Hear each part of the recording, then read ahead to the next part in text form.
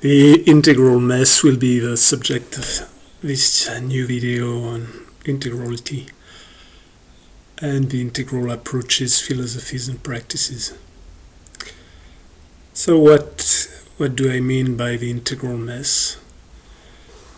If we get back to the etymological definitions I proposed for integral, we see 4 or 5 main strands. So one would be integral as an inclusivity, including things, or at least not excluding them, not censoring them, not negating them.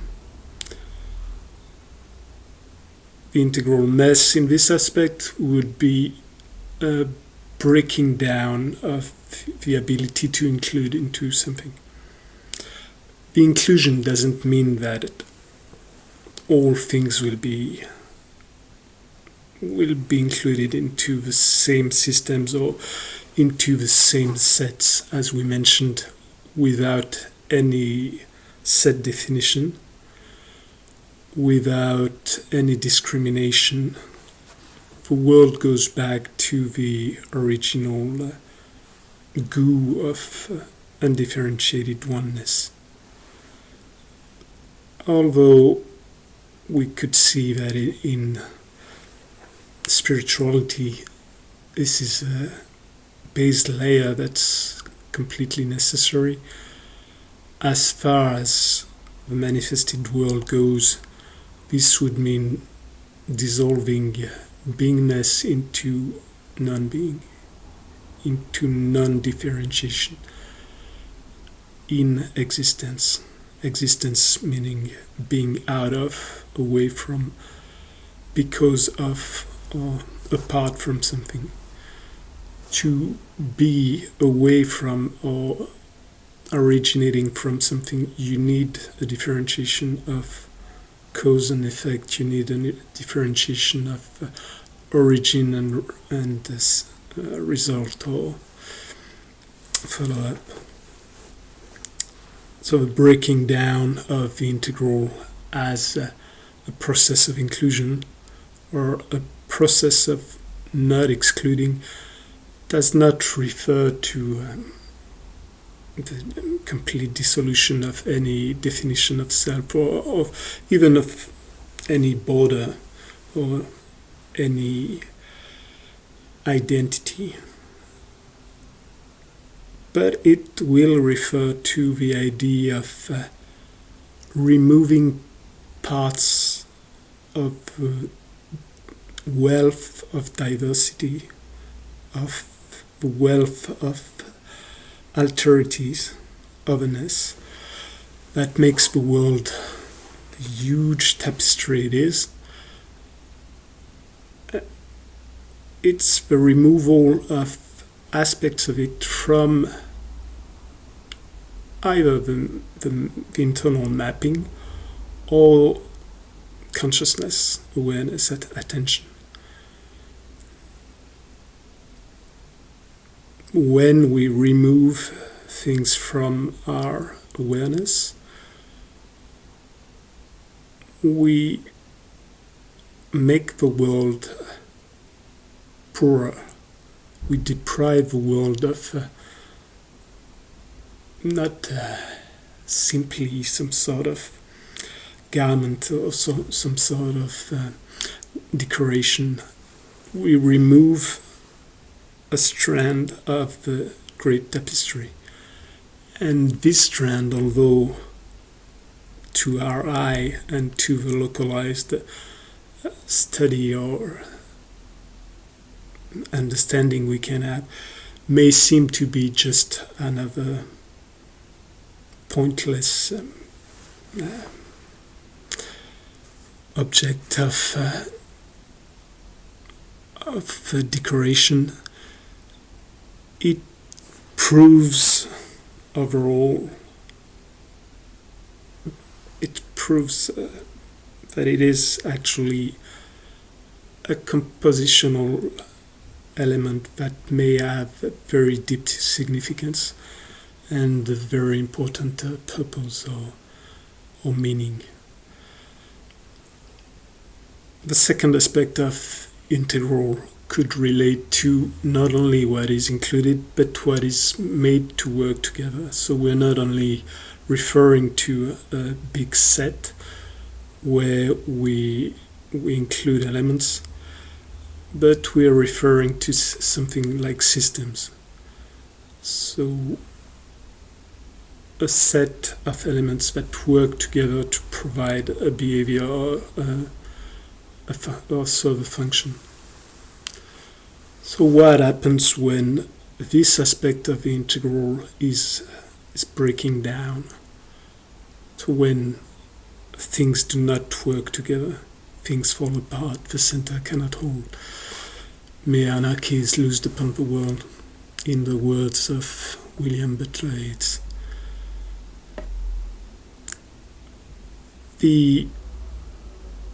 One part would be what I mentioned previously. These seemingly innocuous or unimportant strands that weave the pattern of life, the pattern of experience, the pattern of the world together, may well seem to be nothing more than a useless diversity of elements. But as we saw, if you study any complex systems like living ecological adaptive systems, what we call system is not really a huge mechanism. It's a living set of relationships that are co-evolving, and the sheer diversity of these relationships and the beings they tie together allow for the overall existence of the entire thing. If, to simplify, we take a self-similar element, so an element that is replicated and is the same each time, the more self-similar it is, the more it will share all its properties, all its defining characteristics. So if something is, let's say a plant, is feeding off the land, it needs the same nutritional elements that it will take away from the ground or from the surrounding environment, if we refer to animals or even societies.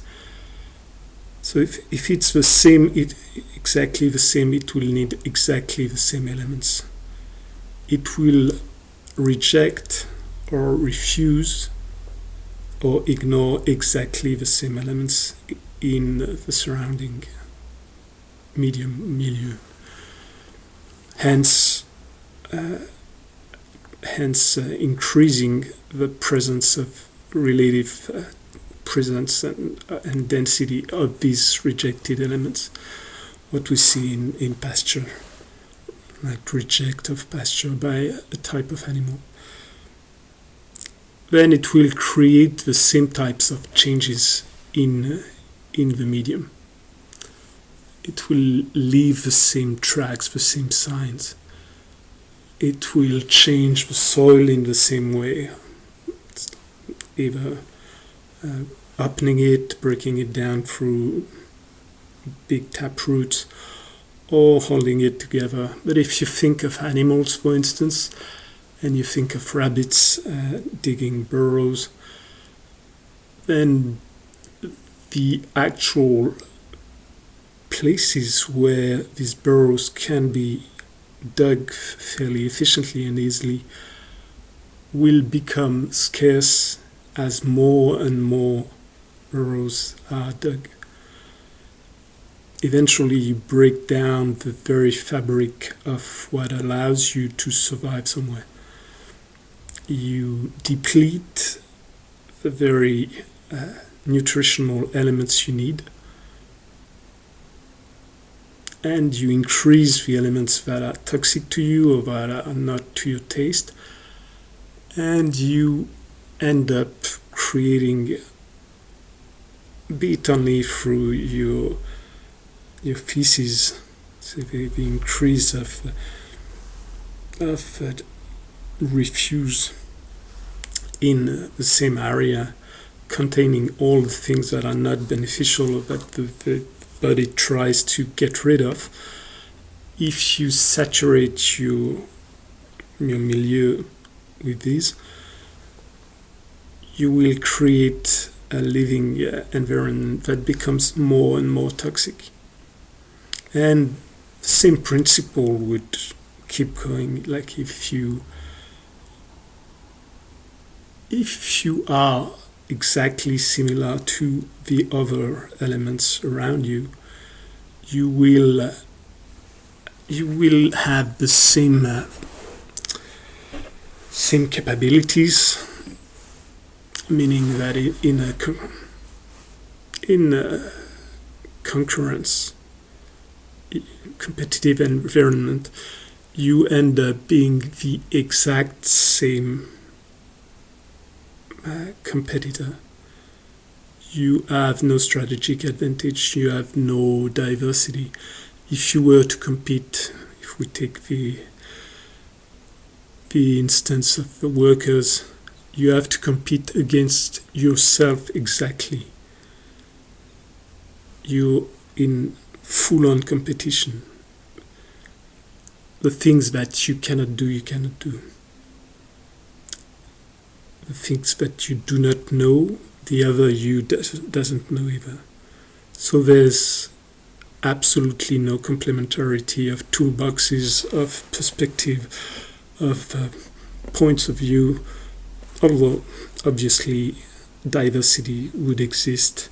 If you were plural clones, absolute perfect clones, but not located in the same places, you would already create a modicum of alterity. Hence, a modicum of diversity changes. But if we do not go to this amount of detail, the fact that you pile or you aggregate more and more of your flaws, more and more of your biases, of your dead angles, more and more of your shadows, in all the meanings that it could have, more and more side effects or collateral effects and collateral damage of your activities. The lack of diversity will exponentially increase the speed at which these will become detrimental. While diversity, the plurality of qualities, or plurality of natures, plurality of taste and whatnot, will have the exact opposite effect. If you're the same, you will pile up or you will increase immensely your predators. You will attract more and more elements that are feeding upon you or that are preying upon you in one way or another, that are parasites, diseases, all sorts. The contrary would be if you have broad diversity and fairly distributed populations, then the elements that you're eating are not the same as the ones that other parts of the same place, same system would eat. And you refuse your dejections. What you remove from your body will serve as food for others. That will translate it into other refuse, other garbage, that will be taken again by other organisms at various scales, but also you find the same happening at the same scale. The component elements that are inside you will feed other organisms that will be your predators. And in this way, you see that the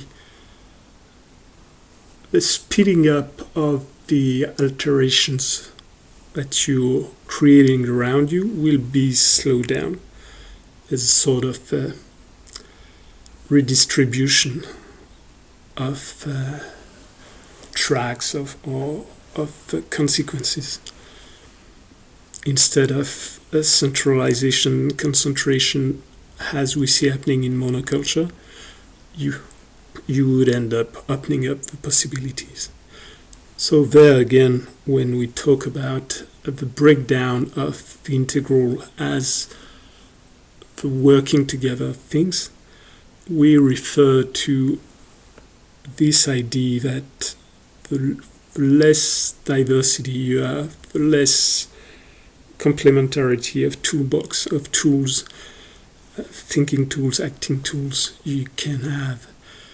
And when you lose the unity, so these components, these elements would be an instantiation of diversity, the plurality of beings. When you lose this plurality of beings, you lose the elements like the bricks, building blocks that you can use to create new things. When you lose the integral as a collective functioning, as a system, then you lose the unit, you lose the unity, the unification. You lose what ties things together, so you lose the whole, not only the parts. You can have a breakdown of integrality, a breakdown of functioning together, even of things that are fairly close together. So what we see happening now, it's a process that's been ongoing, but it is one of the potentials of the expression of humanity now, due to fear of otherness, of alterity. We retract and contract and condense into self-similar communities. So we contract our definition of self to include less and less perceived otherness. The extreme otherness in our culture could be defined as death. For a materialist culture, where if I define myself as all the matter I contain, and all the matter and things and objects that I own, that I appropriate, make and take as extensions of myself, then if I lose my matter, I lose everything. So death, the process of the actually ongoing process of giving back what you've taken through the process of nutrition, giving it back to the world, to others, to feed upon, in the same way that the world gave us food to eat and to build ourselves from. This ongoing process as an end point, which is the loss not only of the matter, but the loss of the overall shape, the information that brought these things together. So what was called dissipative structure by Prigogine. I am nothing of the matter that I was when I was a baby. Nothing, or so little that even if some cells were still there, if the primordial cells of the sperm and egg were still there, all the rest has been coming. It's the same cell dividing, but the actual matter that makes it must come from somewhere. Or you accept the idea of spontaneous generation of matter, and then I am built only of myself by cellular division.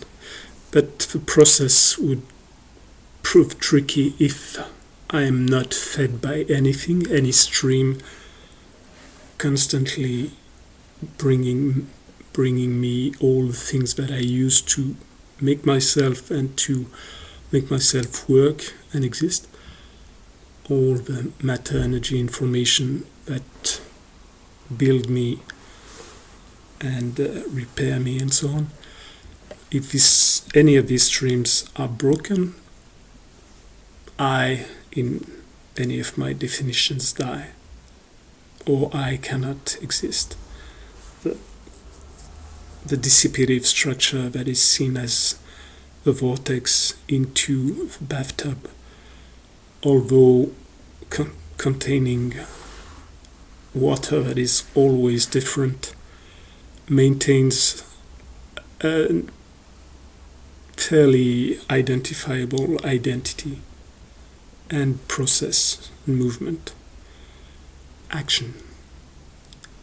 When it ceases, when the flow ceases, when there's no more water to replenish this process and to perform these actions, to exist as an identifiable, although evolving pattern, then you could say that the vortex has died or disappeared.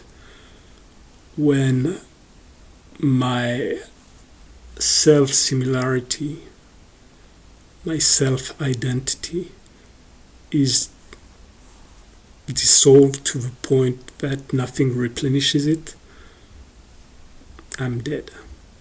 This complete otherness is not perceived the same way for cultures or societies or individuals that are less focused on matter.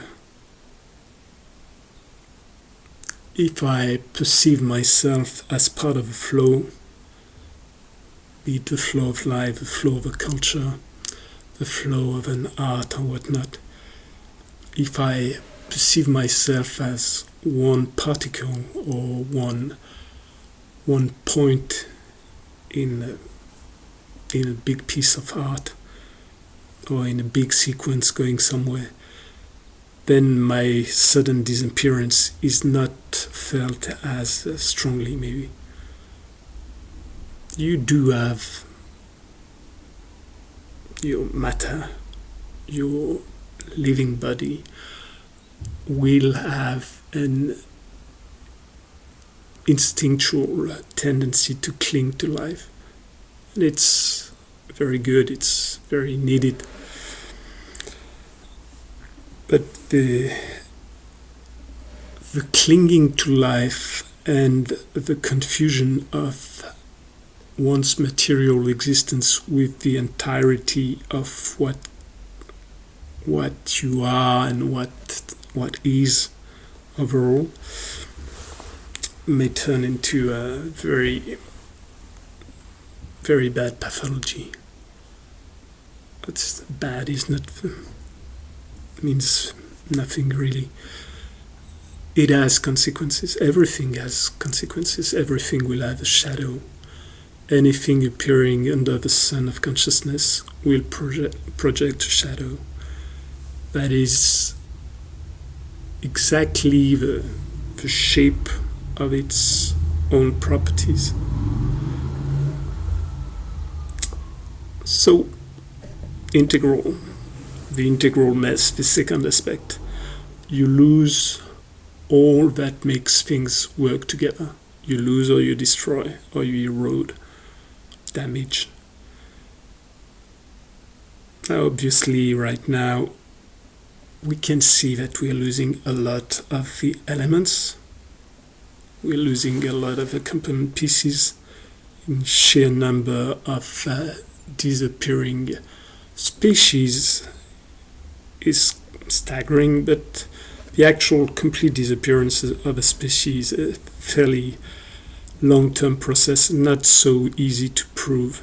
But if you count the disappearance of the actual individual, the individuals comprising this so-called biodiversity or bioplurality, or more commonly comprising what we call nature, what is born, what is being born, what was born, the inventory and the living process of otherness coming into the world. So the sheer number of death of the non-humans is staggering. Hence we're losing plurality and we're losing diversity. Then we're losing inside of even similar identities of humanity, for instance. We're fast losing sociability, the ability to interact together and create alliances, create friendships, create mutually beneficial relationships or associations. We're losing it because it is massively damaged by tools we're creating, by conditions of living we create, including the abundance, like material abundance, that seemed to be the goal for prior generations that had known what lack was, what paucity, what starvation was, especially during times of war, for instance, or times following the wars. So when you have a lot of things, you do not really see the incentive to collaborate, to give even. So this is a very moral aspect, but you find it in plants and mycorrhizae also. If mycorrhizae, so the fungal network that ties the vegetal world together, if these are set in a very, very rich, nutrient-rich medium or soil, you will see a decrease in the occurrences of mycorrhizae. This mycorrhizae can be taken as the investment in the social net of relationship, the social milieu or medium. There's 25 to 50% of your energy, time, wealth can be invested into the social life around you. But this social life is giving you back things in return, especially in times of crisis. This is the social net that both ties you together. It's links that can be chains, but links that are also the support line and the network that feeds you, that allow for communication, sharing, and also the net that can catch you if you fall. It's the set of ropes that tie you up to all the other climbers on the rock cliff.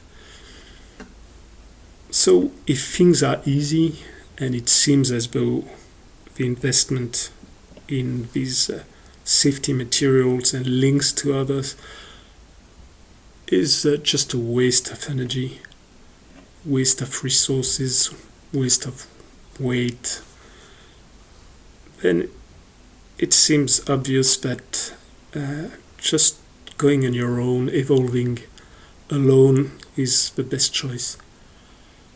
It's just when you fall, when something breaks on the rock, or when strong winds carry you, anything when you're under attack, then just at the time when the problem occurs, the presence of the safety net becomes obvious. It becomes it makes sense all of a sudden. But if the time period where this sense has not been seen anywhere becomes longer, if for a long time no one fell off a cliff, it will seem redundant, it will seem absurd, just a waste. And after a while, more and more individuals, or more and more species, or more and more collectives will make the other choice. Will make the choice of self-sufficiency. I suffice to myself, which is also called independence. I do not depend on anyone else. And it's also called loneliness. I am alone eventually. Or the breakdown of connection. The breakdown of connection can exist only in a medium where there's abundance of matter, energy, information, population. If you were alone in a deserted world, the first few humans you would meet would be a treasure, would mean the potential survival of a species, if you could mate, would mean the only support you could get. Individually, obviously, you can get to anti-social views, you can even desire the disappearance of your individuality or of your entire species. You could wish for the disappearance of society with many, many good reasons. But if we extend the definition of self a bit more, then the part of you that is driven by life, the part of you that is a result of this huge investment of billions and billions of forefathers, but far beyond the human species, millions and millions of cells, millions of endosymbiotic cells, of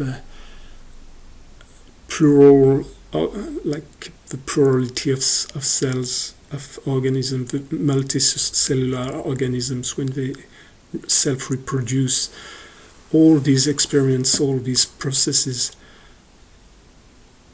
of which you're the result. They do not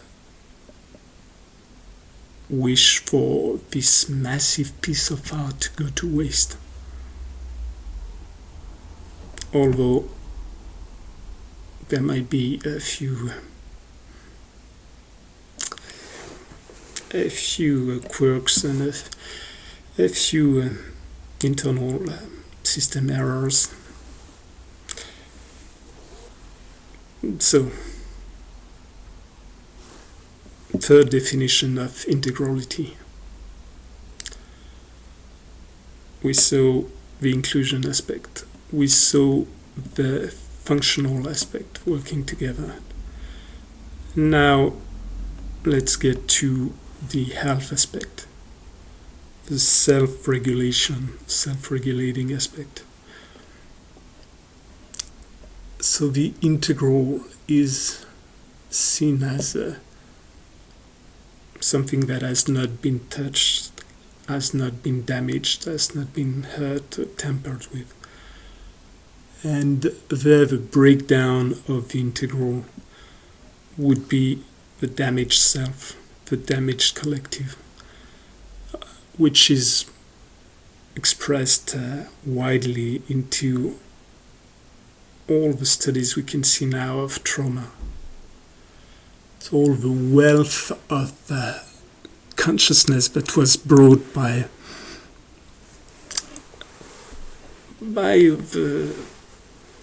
the era that's called relativist pluralism, or the postmodern era. The breaking down of the great units of power, the breaking down of great units of narratives under the pressure of the point of views of the matter aggregated, of the food, of the praise, of the colonized, the so-called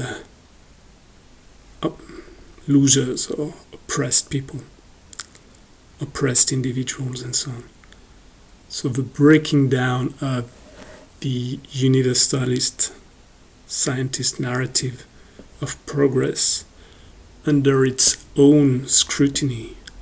When you zoom sufficiently on something that seems completely irregular, you will end up seeing more and more texture, and then more and more diversity. Eventually it breaks down into its component elements, and there again diversity reappears in what seemed from a distance to be completely flat and homogeneous.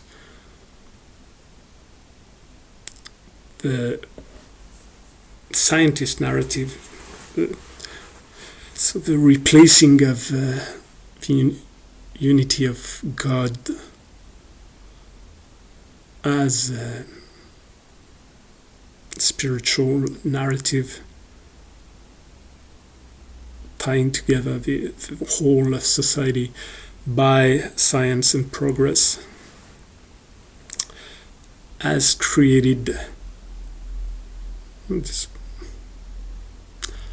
not really that, because this would be just one layer, but the blending of this narrative with the former impulses and strivings of the power narrative, of imperialist impulses,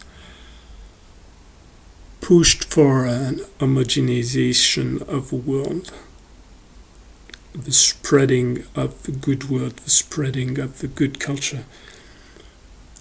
When it's criticized, it's seen as the spreading of Western culture, but if you zoom on the process in more detail, once again this unity explodes, and you would see that at the turn of the 20th century there was little unity in all the small powers of Europe that were competing with each other, although they shared their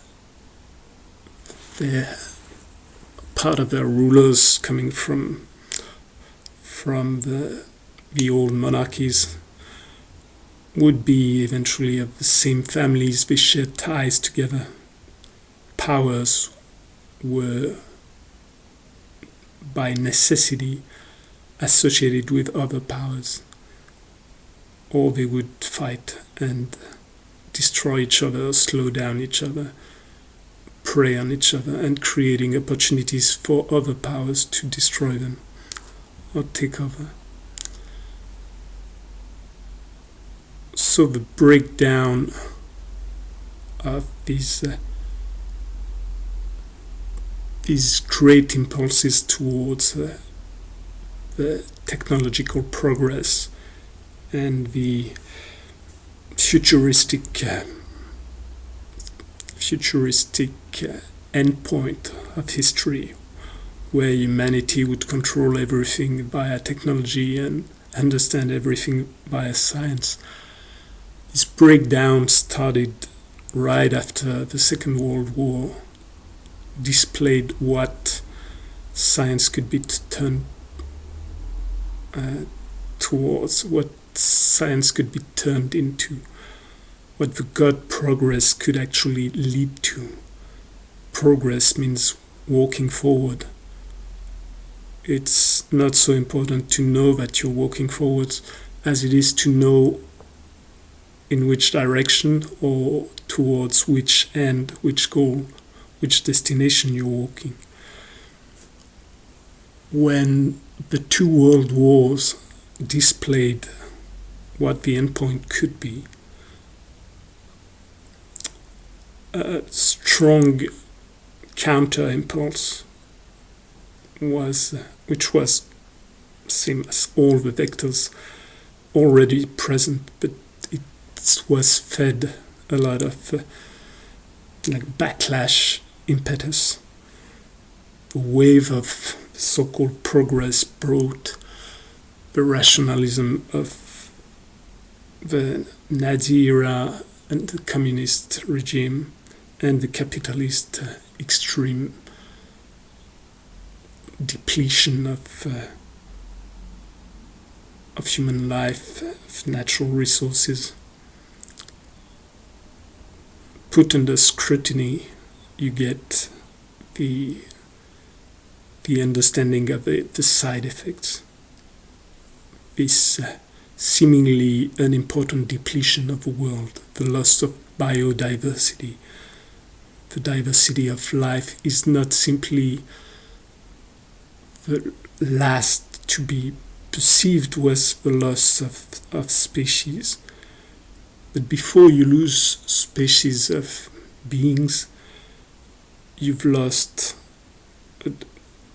individuals, you've lost the plurality you've lost populations of these beings.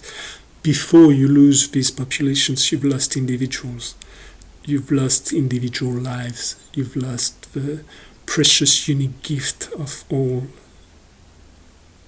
unity of beings as units, and not self-similar units, but as diverse, unique creatures with their unique potentials, unique creativity, unique point of view, unique experience. And this is wasted pretty much every moment if it is not valued, if it is not seen, if it is not even part of a consciousness. So you lose in diversity, you lose the components of the inventory of what was born, but you also lose the process, the loss of individual experiences, and you lose the structure, you lose the network of life, the organization of these huge distributed systems that are evolving in all directions, but still balancing each other while maintaining sufficient disequilibrium to inquire, to explore, to innovate in many different ways. Of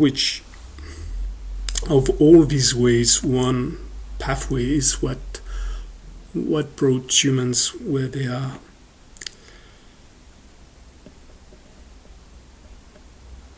So that's the third loss.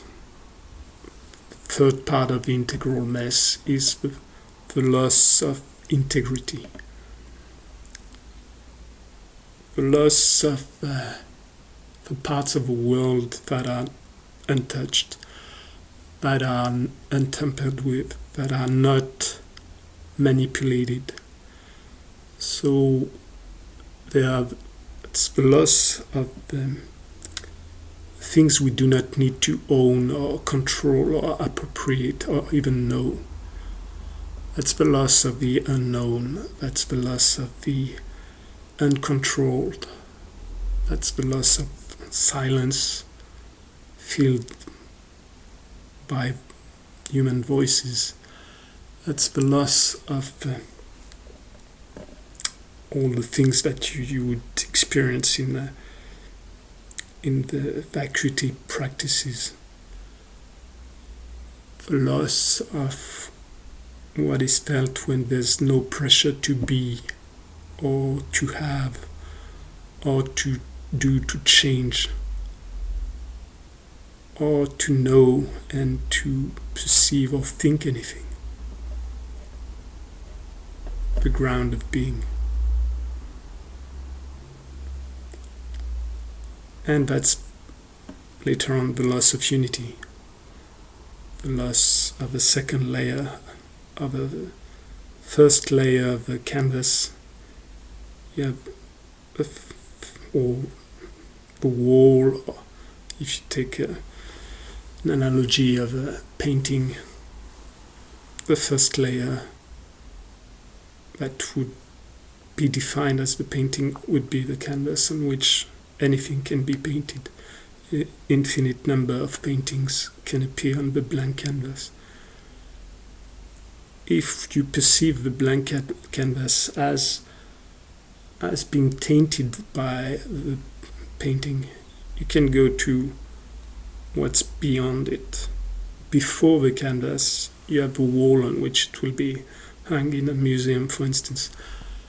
The wall can receive an infinite number of pieces of canvas of any size, depicting anything. Beyond the wall, there's the void, the space, which can receive an infinite number of walls or supports that can display an infinite number of different paintings. So the first layer of vacuity, of emptiness, of undefined, untouched, and uncontrolled, appears in this relative emptiness. The second layer would be either the canvas itself as a unity, or the whole of the painting as a unity, or the first layer of painting. So the thing that brings everything together. The loss of this unity by the breaking down by the thought or by actions is yet another tempering, yet another touching of the untouchable, where untouchable referring to the etymological root of intango or intago tagere, meaning it's not touching. So when we remove what we call, for instance, the wilderness, which would refer to many different things and could be elaborated upon in many different ways. In French anthropological tradition, modern tradition, you find the work of Philippe Descola, which strongly opposed the breaking down of the world into nature and culture, and brought all his ideas of ontologies, like diverging ontologies. But apart from that, as interesting as it is, you can use the words in many, many different meanings.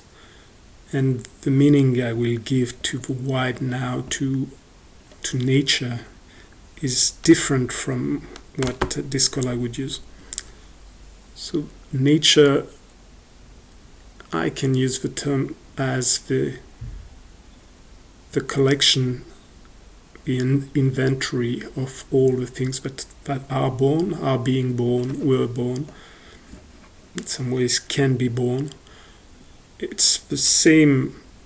Instead of a collection of beings, it's a process, a general process of birthing, giving birth, generating otherness through sameness, through the meeting of two alterities. And the same would go for the wild, the wilderness. The wilderness is not necessarily something that's devoid of human presence. It would be a contrasting extreme to the centralization of intention and control by humans. If only one intention is expressed, one could be one individual, could be one ethnic, could be one species. But you have this idea of concentration, centralization, and localized densification, aggregation of matter, energy, information, power, population, whatnot, into a center. This will recreate the problem we mentioned before of loss of diversity,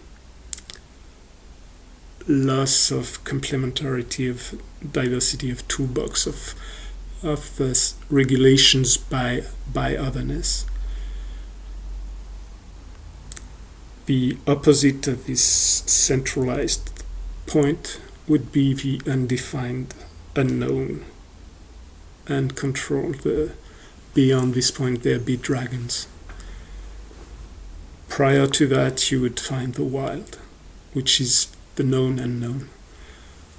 The wilderness is not something that's completely beyond of your reach, but it is something where your power or your will or the will of humanity and the intentions and strivings of humanity, they're not non-existent, but they're distributed amongst the many other wills, powers,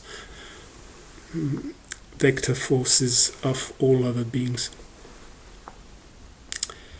So that's this idea of zonation, zones, that you find in permaculture, you find in the organization of space in most cultures, eccentrically, from the center towards the periphery and beyond,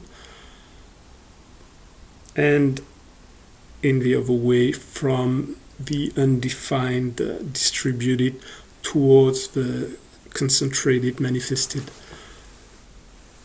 centralized. The loss of the wilderness is the loss of one gradient of beingness on the spectrum of sameness, self-similarity, and otherness, diversity.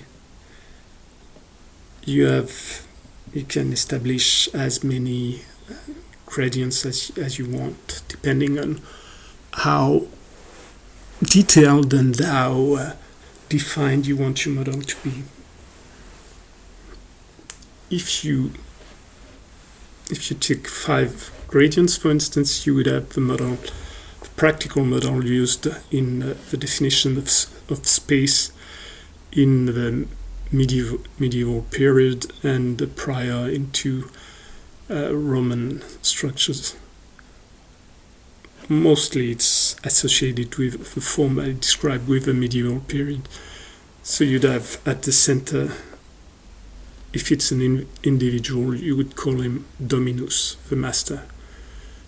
If it is a place, it will be Domus, the house, or the domain eventually, if it spreads.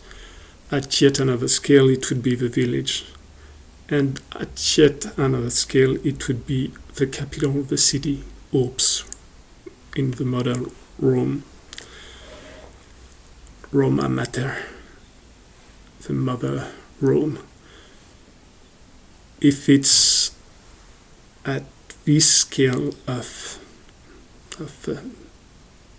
nations, if you get back to one individual who is the incarnation of this collective principle, it would be the imperator, the master of the whole country, not the master of the domain.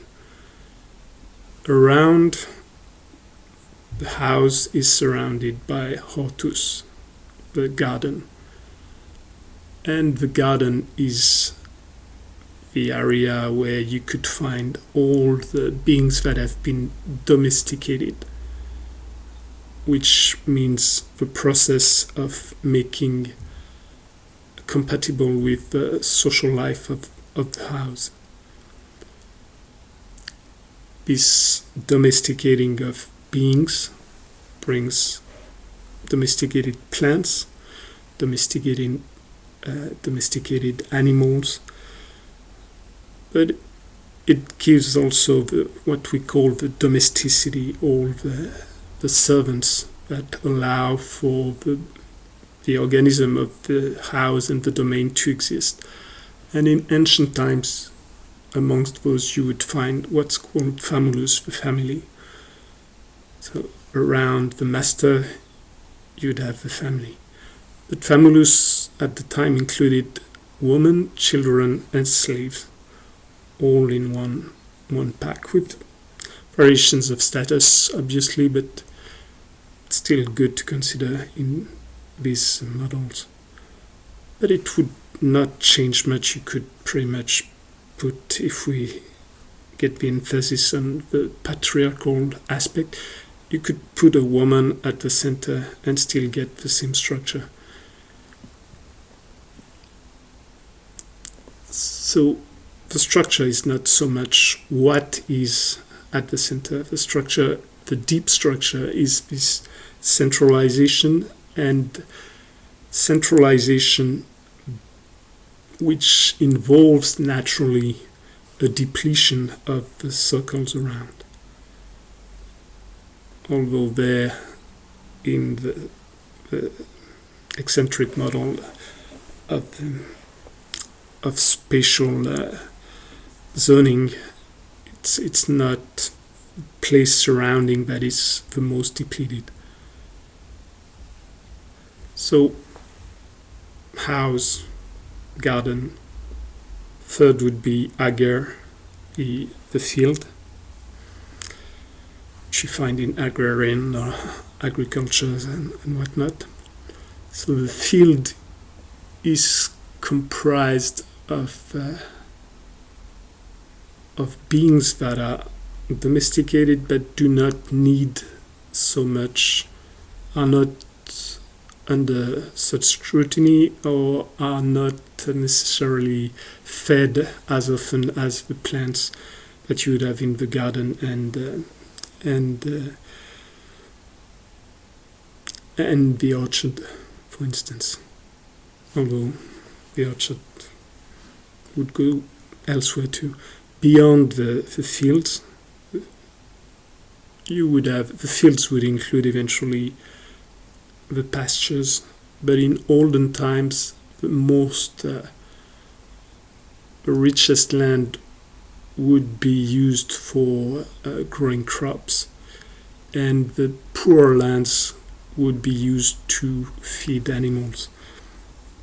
And there you see the appearance of the saltus, or so S-I-U-L-T, S-A in French, that you still find in some places. So this would be the poor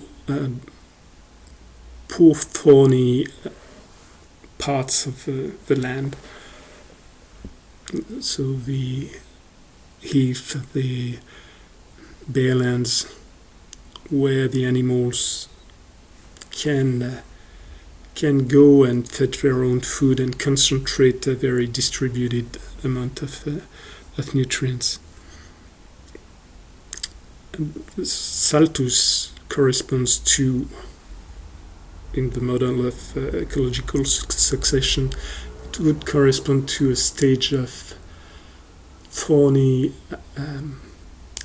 shrubs from the thorny vines of rubus types to bigger shrubs like hawthorn and the likes. And then beyond you would have the silva, which is the forest, but in the idea of the exploited forest. And beyond yet, in medieval times, you would have the foresta. The foresta would be old growth forest or forest maintained open and maintained untouched for big game hunting, especially on horseback. So you'd have all the trees, all the big trees creating a thick canopy that keeps the undergrowth open. And beyond, often not included in the systems, you would reach the border, you would reach the end of the locality as it defines itself.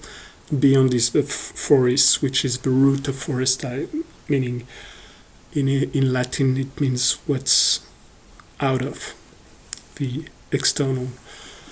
And there, if you adapt the system, so when you get to the wildlands at the border, you go beyond and you reach into the lands of the barbarians, people who do not speak your language, but with whom you would have the vicinus, your neighbors. You'd still share, you still know them somehow, and they're not completely beyond your imagination or your realm of social interactions. They can be enemies or allies, but they're still the known unknown. If you go beyond still, you'll get to the legendary, you get to the monstrous, to the strangeness of strangers, more and more, with less and less knowledge, less and less information on these beyonds, less and less energy, less and less ability to generate change or prevent change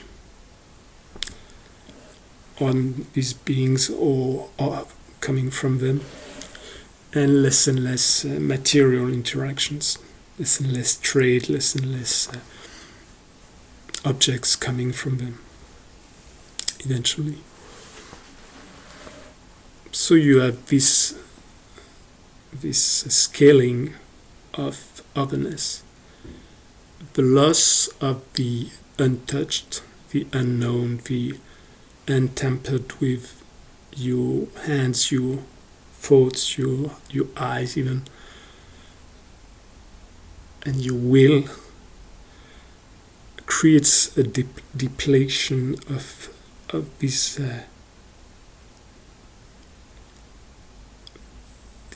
gradients.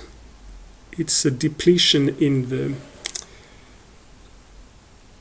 the definition of nuances you can add to your actions or to your perceptions. If you picture this as a way to navigate, when you lose, so you can navigate towards centralizing, centering, concentrating, and you can navigate away from it towards distributing, towards unknowing, undoing, lack of control, lack of power, lack of actions, lack would imply a negative aspect, but non-action, non-doing, non-being, non-knowing, non-willing. in between these extremes, you find the spectrum of your abilities to navigate. If you destroy part of these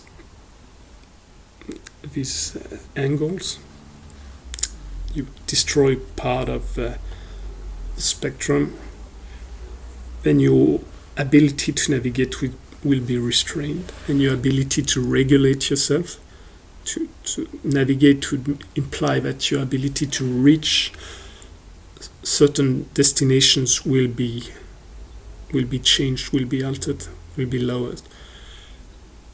Beyond that, your ability to locally regulate your course and get back to a set azimuth or set definition of your way will be lost too. So you have an overall loss of abilities to go towards destinations, finalities, goals, ends, and locally at another scale, a loss of ability to turn around things, to change course, to adapt. You concentrate your options also, and it's concentrating your power and concentrating information, concentrating matter is seen mostly as an increase in potential. But when you see that you're depleting options, you can understand too that it may come with a loss of obviously a loss of freedom, but a loss of potentialities, a loss of abilities also. If you can use only the urban environment and you have lost entirely the understanding and capabilities of the suburban, of the gardens and whatnot, then of the rural, of the agricultural ways of doing, and then of the like semi-wild areas, the saltus, like the poor lands. You've lost the subsistence strategy, not only of horticulture but then agriculture, and then you've lost the one of domestication and pastoralism. You go beyond, you lose the ability of survival, of hunter-gathering and so on, wild agriculture, wild culture, paraculture.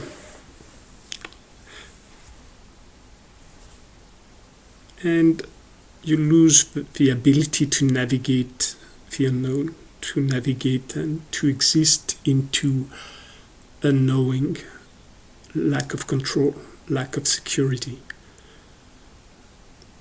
So you create a very strong, you create a constant need for more and more concentration, because you will recreate this wilderness inside the cities. They will not be wilderness of, there will be wilderness of the otherness that's available. If other beings have been depleted, you will create others and monsters and barbarians inside the local population, inside the humanity. And eventually, if all this is crushed and controlled, you will create this otherness inside of you. And you will multiply this. Why do I say, well, the you is the we? Why do I say that you will? It's because perception is based on contrast. So if there's nothing else to seize or to grab or to comprehend, which is the meaning of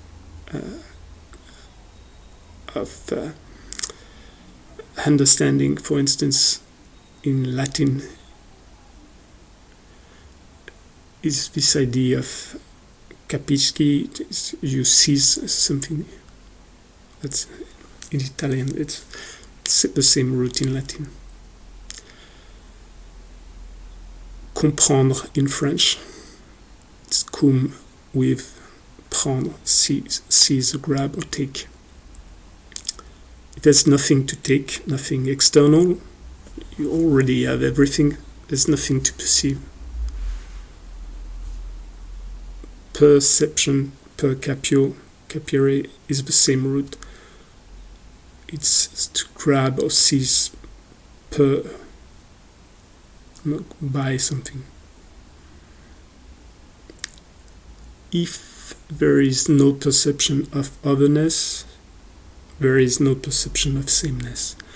If there is no perception of alterity, so conceptual otherness, there is no possible conception of identity, what is same. Without perception of identity, you lose your self-definition, you lose your border. And when you've created your entire frame of reference around this border where you, as a society or as an individual, exist by having things, by being things, and by aggregating, seizing, exploiting, appropriating things,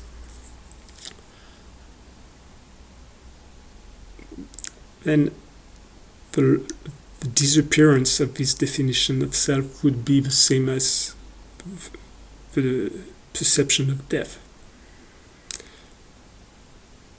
Any society based on strong identification, me versus others, us versus them, humanity versus inhumanity and whatnot, will need all the time to recreate this other and this extremely remote other to self-define again and again. If it destroys the other, it will need to recreate the monster inside a smaller circle. It will, as mentioned, recreate inside the constraints of the city, of the borders of the city, then the borders of the master itself. It will perceive its aspects that are others, so that some can be seen, and so that you can define yourself as an identity. So this is not a necessary process. A lot of what's called spirituality is based on the exact opposite process. It's not the dissolving of self-definition, but the expanding.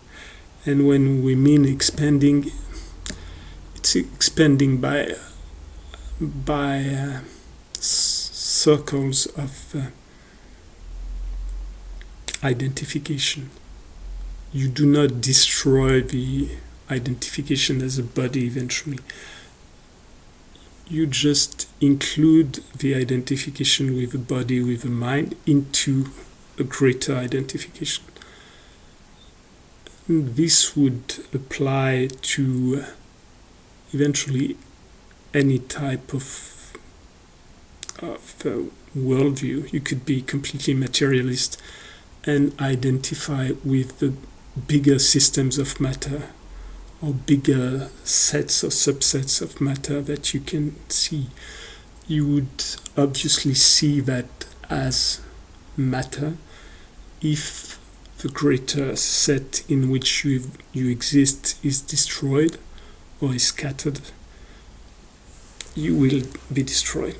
So if we destroy your city, your place, your house, and you're in it, you disappear. If we destroy the earth, all the components that are on it disappear. If we destroy the solar system, same, and so on. You destroy the universe, obviously all things would be removed.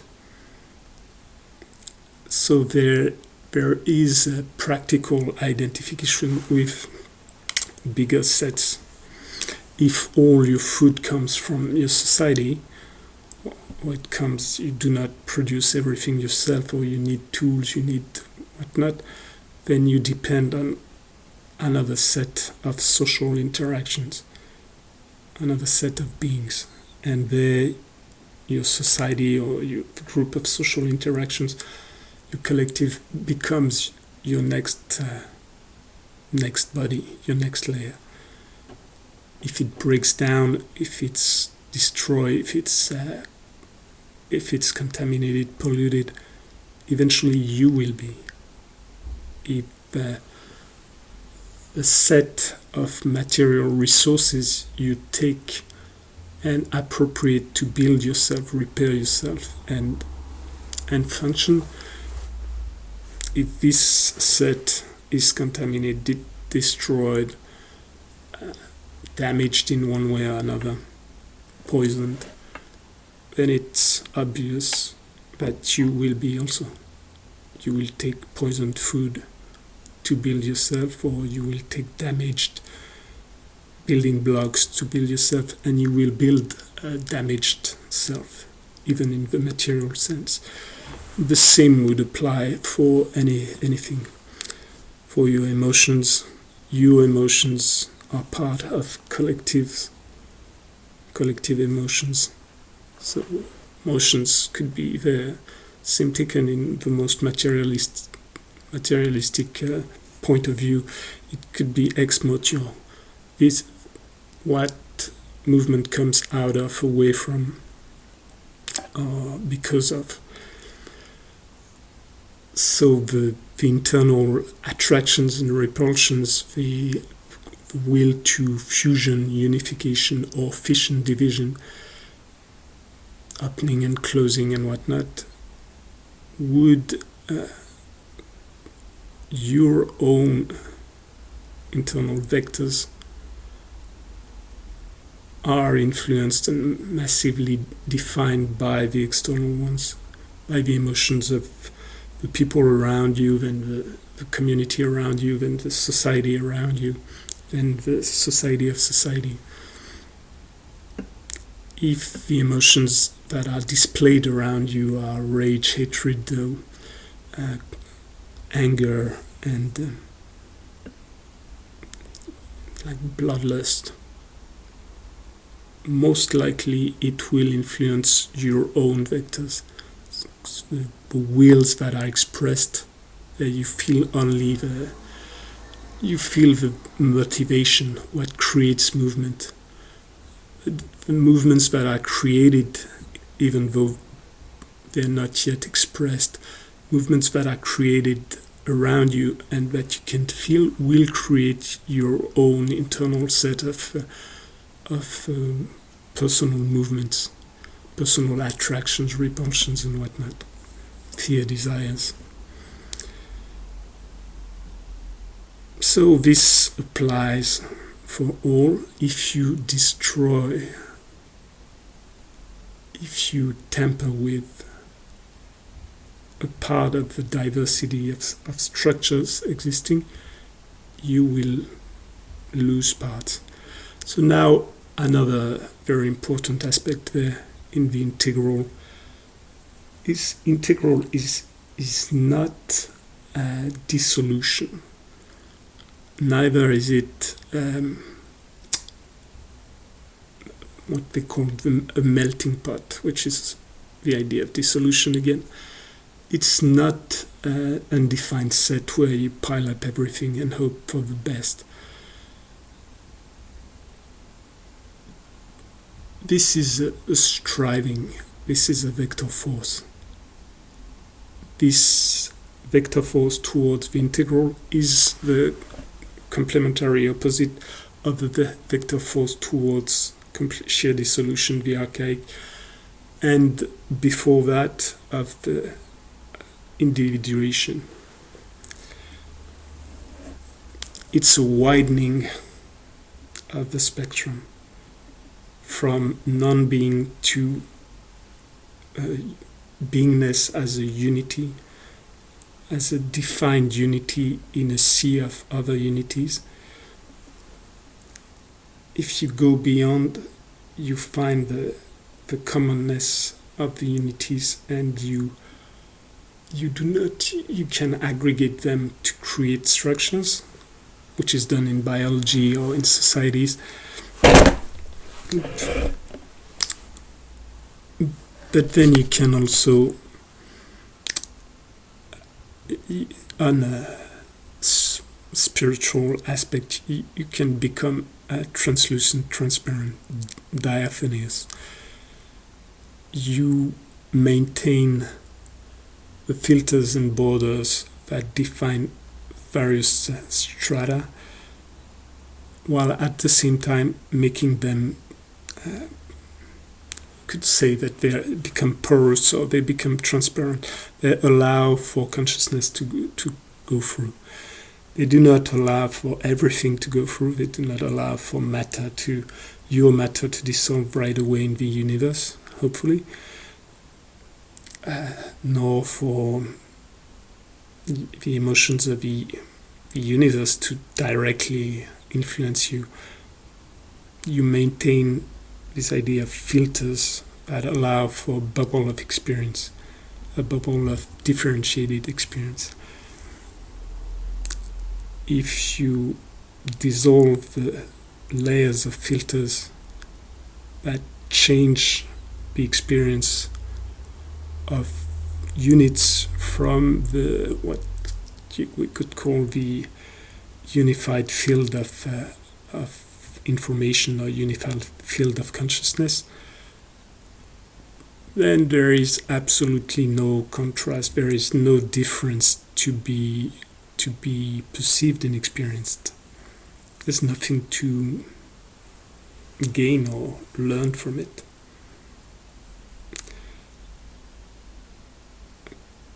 So the major breakdowns of integrality that we're experiencing now, before the actual integral structure of consciousness, or the integral narrative structure or level of consciousness, depending on which aspect you're considering, is even strongly established, is happening on pretty much all aspects at the same time. That's what's called the polycrisis or the meta-crisis. And it's happening at all scales of space, of time. And it's, until fairly recently, it was felt or experienced mostly by the fringes, away from the center.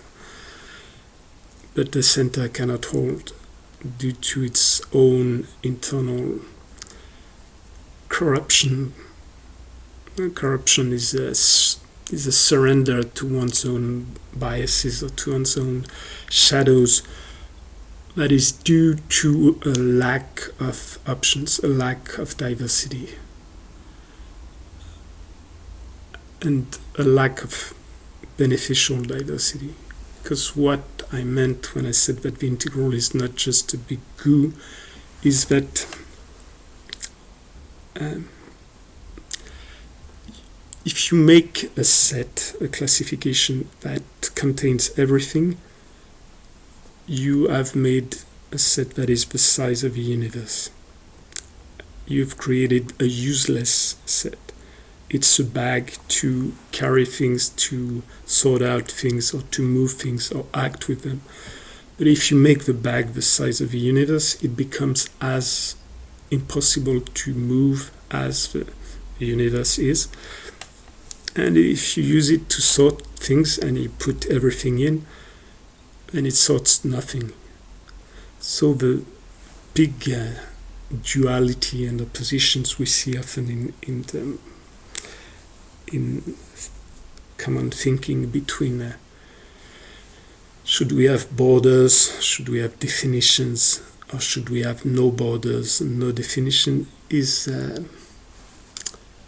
fairly poor or low-level definition. When people mention it, they mean something, but what they mean is made very muddled by the use of thinking and absolutist thinking. If the option is just absolutely no type of definition, no type of separation between things, no classification, no categorization, whatnot, and extremely strong categorization, identification, isolations that separate completely and remove any commonalities between beings, then you go from total dissolution to total breakdown of unity, which is eventually the same, going another way.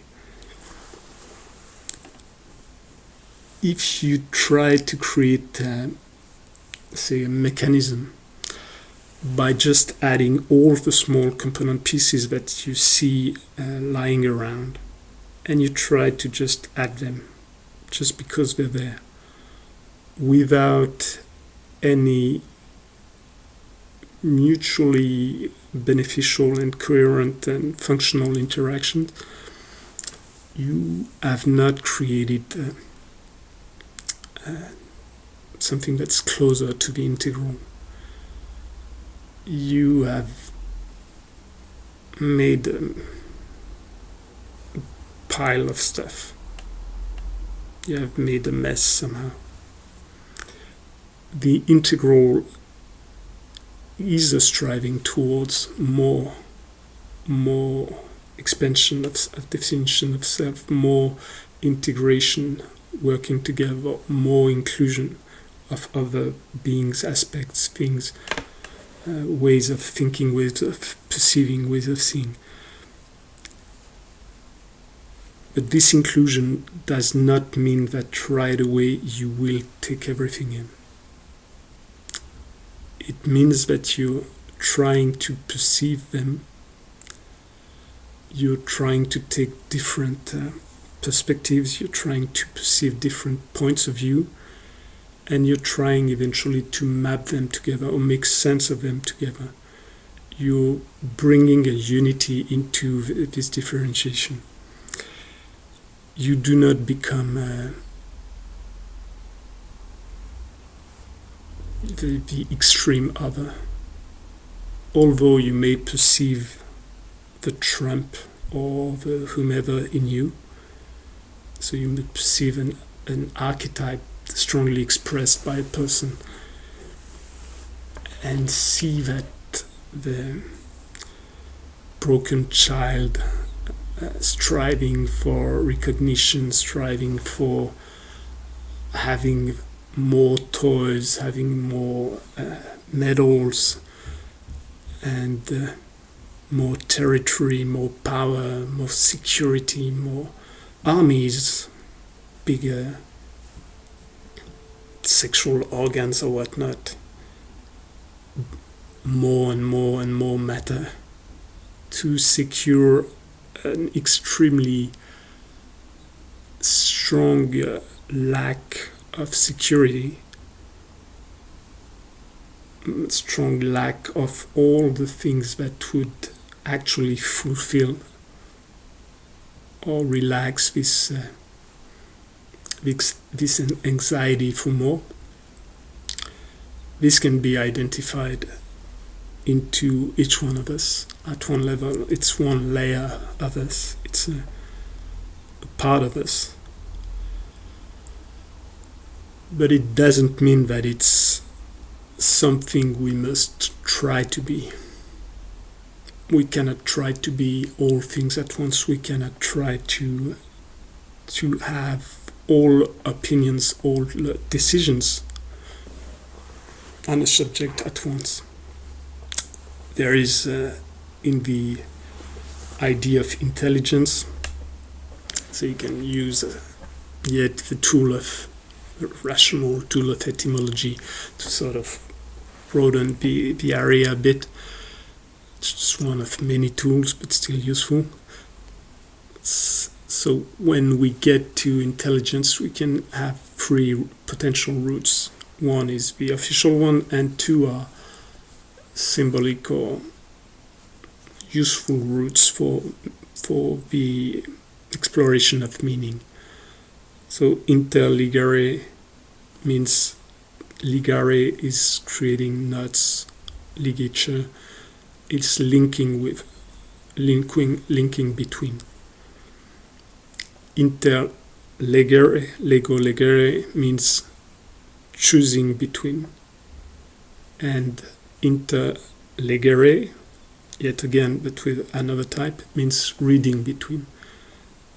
So interligare is the one you find again, the root you find again used for religare, relinking, reconnecting. Intelligence as interligare is creating connections between bits of information, aggregating information, and basically it's an integral striving to create bigger sets and make them work together.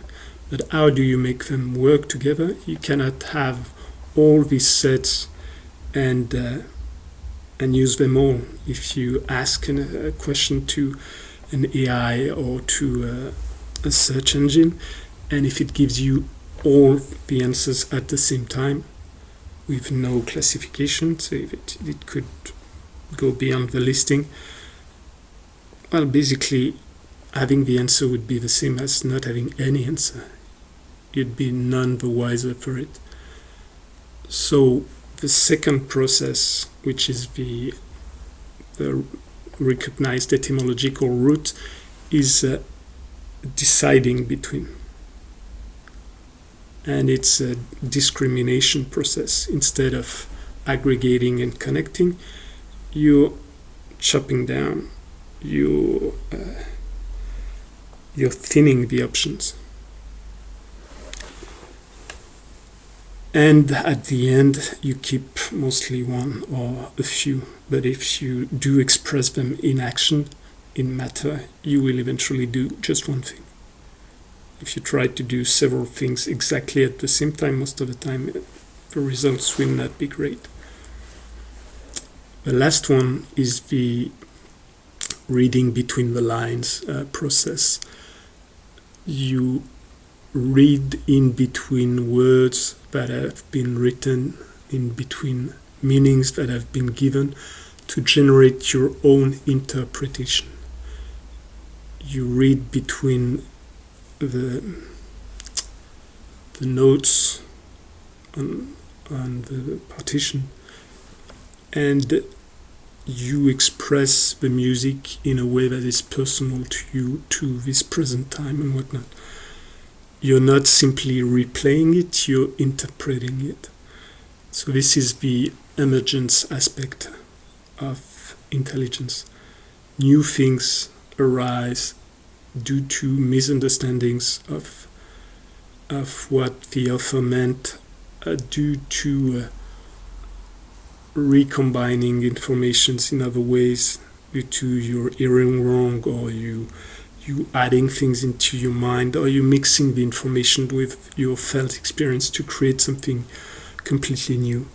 And these three aspects are, although they're not all valid as far as etymology goes, there's all three aspects are useful for aspects of the interligare, the intelligence, and they're useful to get this aspect of the integral also. Adding things, piling things, including things, then allowing for connections, movements, whatnot, the interligare, then selecting, breaking down connection, discriminating, thinning, limiting, and the other one of wild expansion. wide expansion beyond what exists right now. The breakdown of the integral is not a decisive or final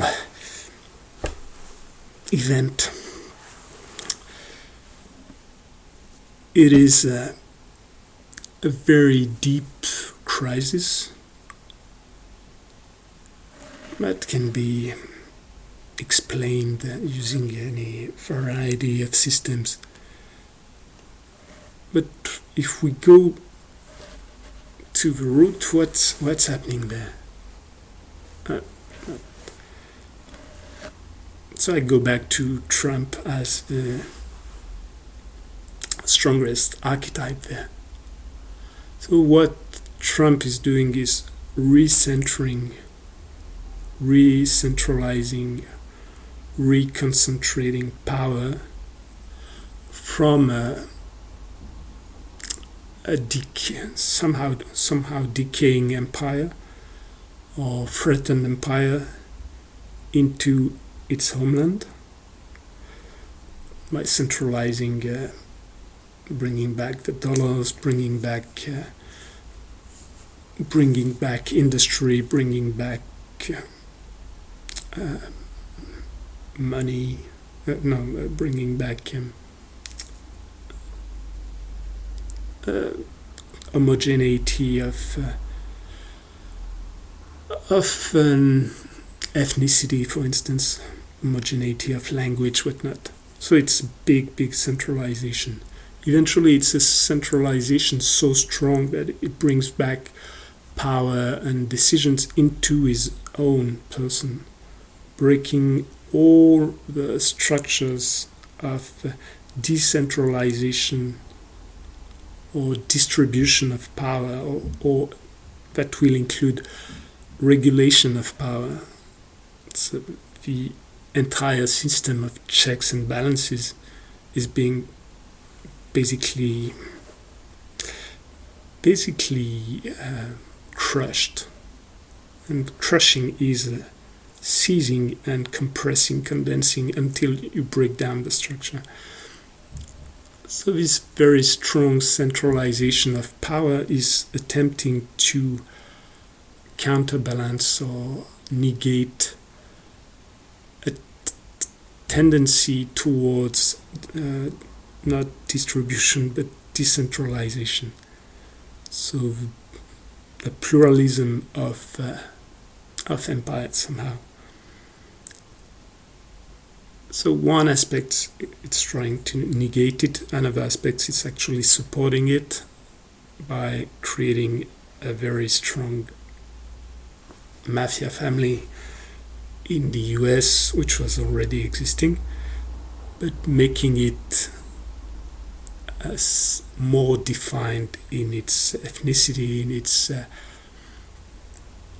its political inclinations. It's basically my way or the highway, and it recognizes the other empires that are doing the same in their own quarters of the world, and most of the others are doing the same because the dominant power is doing it anyhow.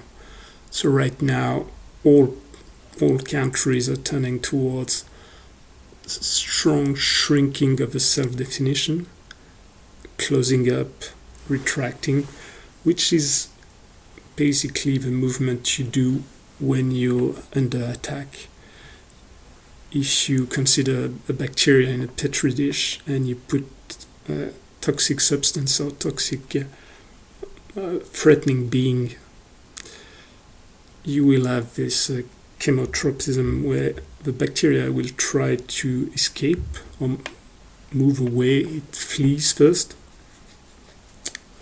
Then once it reaches a point where it cannot flee anymore, it will contract and close up and densify. So by contracting, it shrinks the surface of exchange with any other chemical or toxic substance, then by increasing the density, it creates an inner pressure that is stronger than the outer pressure. For as long as the outer pressure is less than the inner pressure, the overall movement will be outwards.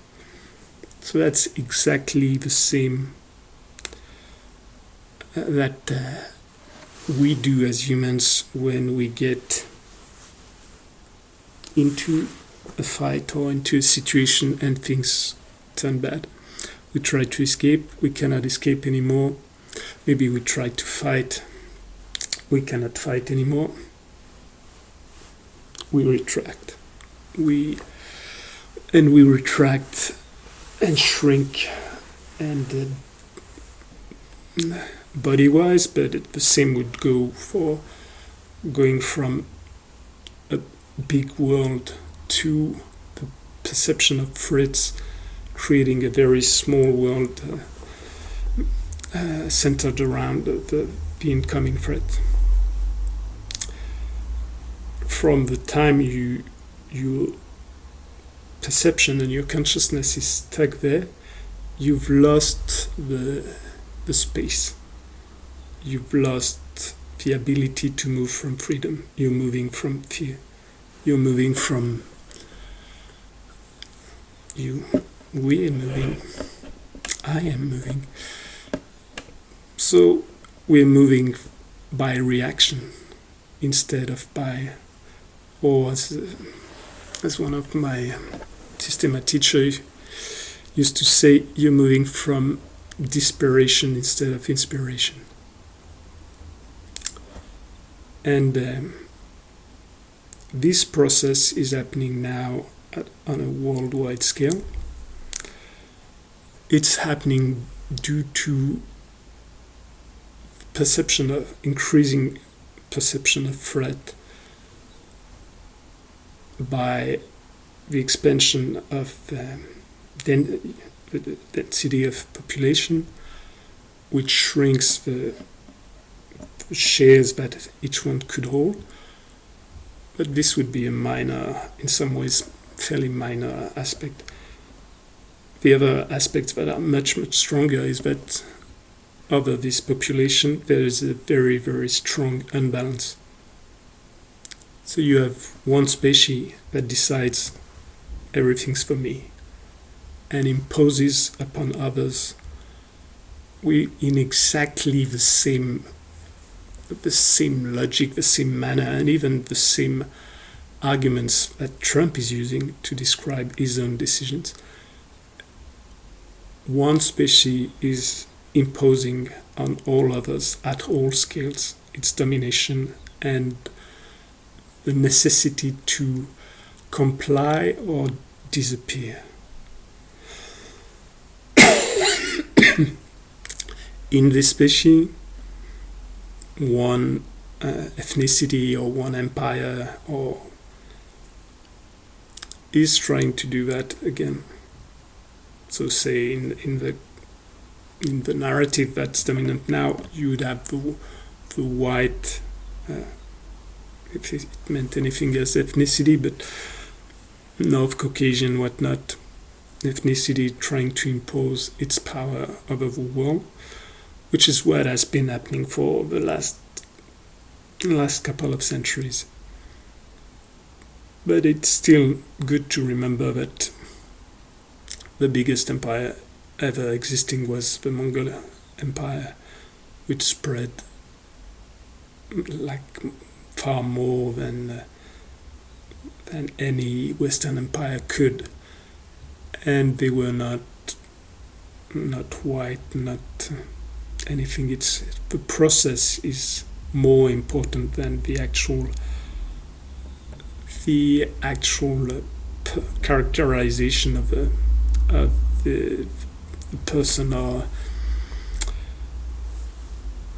so right now one species takes all, then one empire or one whatever scale of definition of self takes all. Inside one person, the imperator, takes all. Inside the prior this scale where absolute egotism would make each one of us be the imperator, the Roman emperor of our own small bubbles. Individualism would push us towards this type of imperialism, projected imperialism. I could do all things I want. I could own all things I want. I could own all the persons I want. This is the ideal that's sold with our entire system, with this idea of capital. I can pile up things to invest, to get even more, to generate more things. I need to generate more things only if I am unsatisfied. Sadis means enough. If I have never enough, then I will pursue this everlasting or ongoing, most likely not everlasting, as process of acquiring more and more and more.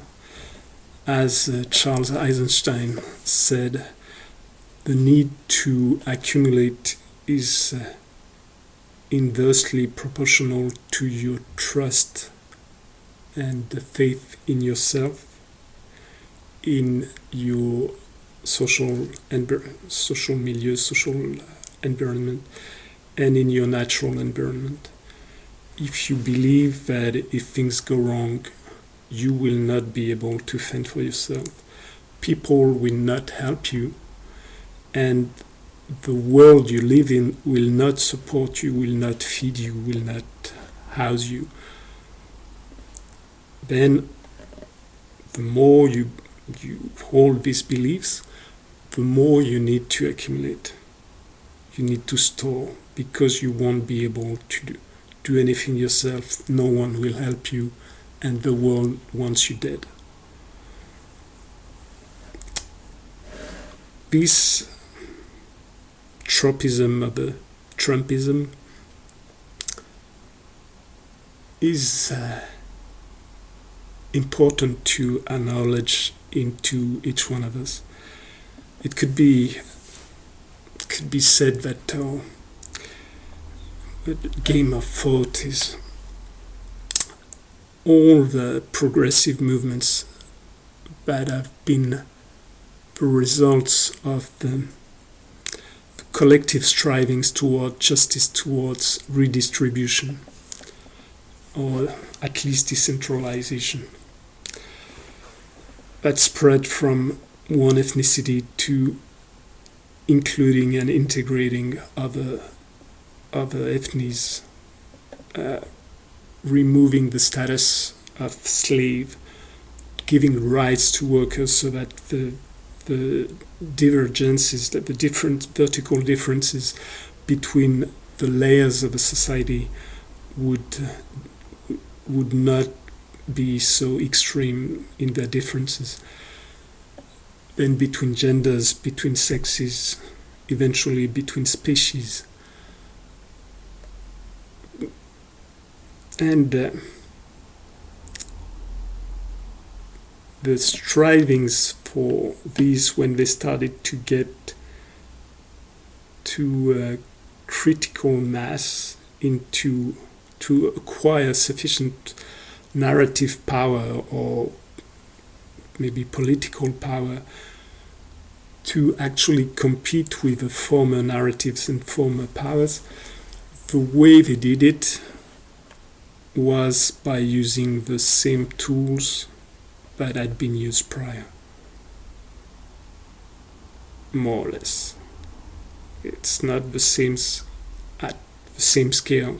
You would not find progressive crowds burning someone at the stake, for instance. But the tools that were used to discriminate against gay people or transgender or whatnot, if it even existed at the time, the tools that were used to differentiate the other were dehumanizing or removing the commonality, then the extreme of dehumanizing is in this spreading of zones would be to make the other a barbarian, then make the other a monster, make the other an alien, something utterly remote, estranged from all commonalities. Then it would be to make it to segregate it, to what's the name in English? So instead of characterizing the behavior or characterizing a global aspect, you individualized.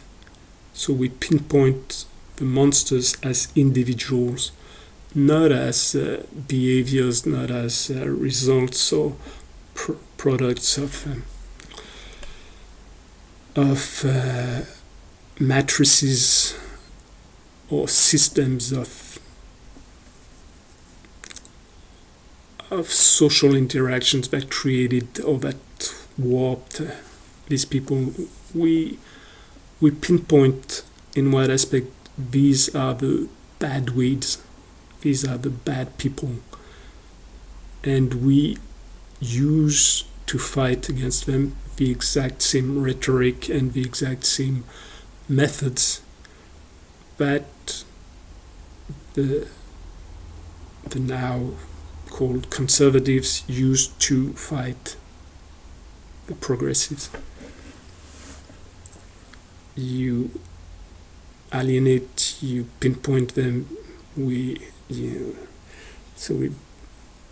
abuse or badmouth them, then we gather in crowds to exert power against them.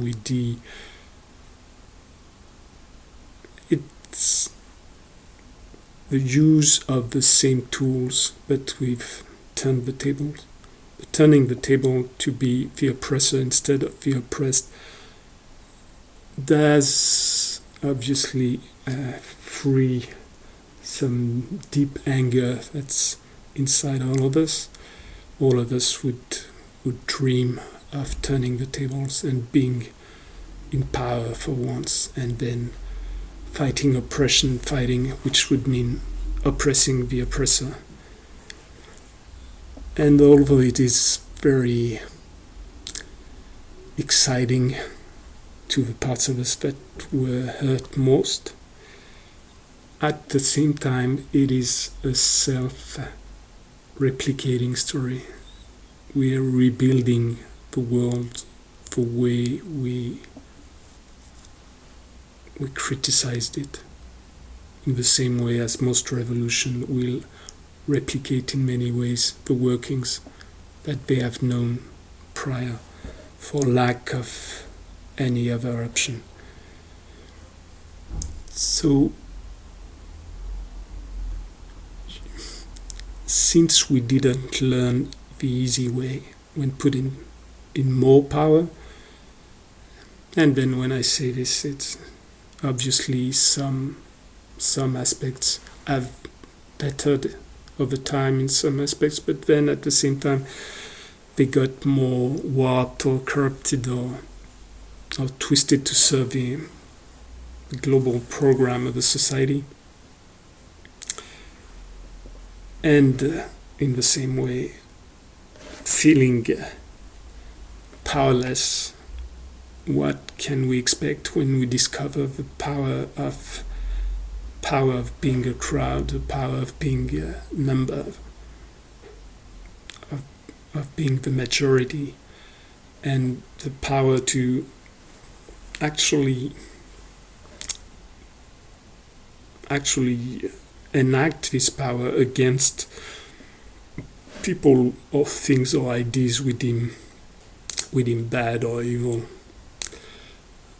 It's just that while doing so, once the progressive has decided that the regressive should be raised in the same way the conservative or regressive decided the innovative or the revolutionary or the changing should be raised,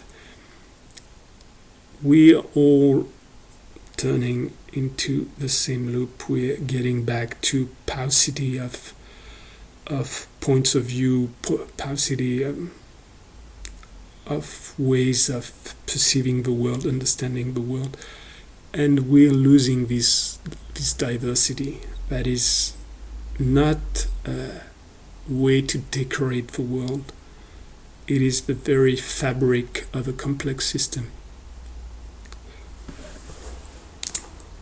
If you get rid of the other at the scale, you will recreate it. Like the Trump magma is recreating others and breaking down on its own base, and would do so more and more of the time. If power was taken by the opposition in a fantasy world, what would the answer be? If it's more dehumanization, if now we bring masked troops, or even people without mask, we do not need the same level of cinematics Trump is using, or Stephen Miller is using. But if we go back and now we are grabbing the former supports or voters of the now former president, and we bring them to court, and we abduct them, or we remove their constitutional rights or whatnot, nothing has been gained, nothing has evolved, nothing has been integrated. The barrier, the border separating me and the other is as obscure, as dark, and as impenetrable to consciousness as ever. So this again doesn't mean that you let people go scot-free. It's not the negation of the absolutism of dualities does not mean that you do not have at one point to act. So you bring people to whatever type of justice or mean of regulation you can find. If you can find means of regulation that go beyond vengeance and start to go into restorative justice or regenerative justice, then you're eventually making progress. If you can adapt the tools you're using to the needs of the time, and integrate the idea that you will err, you will be misled, you'll do mistakes, and you can get closer to the integral again. So the integral is not really taking one party against the other. It's more, if things become diaphanous enough, you do not see parties, you do not see these dividing structures of identity that are manipulated by those strata of goals. You get to integral sociability, which is also integral anarchism. A blend of all extremes of the spectrum, or not the blend, but the articulation, the coordination of all aspects. So here again, this is like a complete illusion if it's thought as an absolute, but it should be, or it could be, a direction, it could be a striving, it could be a vector, it could be a will. And if it's not, then the energy that strives towards this integration will be pushed back to feed other strata, as we've seen with the Trump era. If you do not go for an actual distribution of power, but not only of agentivity, of distribution of care, of consciousness towards more and more of the beings of this earth, you get the backlash. The fortunate few of the liberal so-called left that provide scraps for the poor while making fortunes by depriving them of their livelihood, for instance, whatever the ideas behind, they have paved the way for very, very strong pushback into the other direction. And past the point, they paved the way for the next stage, which is self-destruction, which is what you find the incarnated into the characters like the Joker in the Joaquin Phoenix movie, where broken people or despised people whose life and creativity has not only not been seen but has been trampled upon, they do not simply turn back to put something bad into power. Past the point you decide that destroying everything, burning it all down, is better than any other alternative, because at least there you find equality and you find revenge for all the things that you didn't have, no one will have. So this is one of the endpoints of the trajectory we're using now. And if we do not find other ways, if we allow all the gases, all the like the widespread Europe-supported biocide agriculture, all these life-destroying processes to grow and to thrive, then we're in the integral mess.